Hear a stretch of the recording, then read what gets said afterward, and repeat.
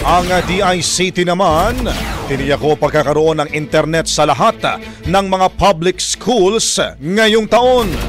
Brigada Sheila Matibag, ibrigada mo! Brigada Live Report!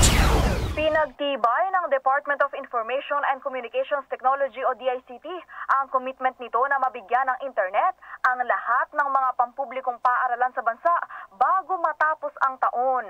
Ayon kay DICT Secretary Henry Aguda, may mga nakabitan na ng internet at may idaragdag pa silang 20,000. Aniya, nagdodoble kayod sila ni Department of Education na Deputy Secretary Sani Angara para mapuntahan ang mga paaralan na nasa mga liblib na mga lugar.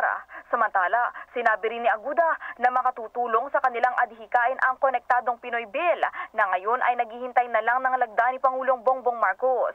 Magiging mas maraming providers umano at mas maraming makaka-connect.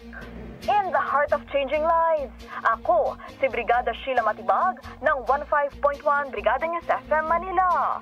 The Music and You Authority. Brigada Balita. Ang bahaging ito ay hatid sa atin ng Power Cell Salabat, ginhawa ng bawat nangangarap.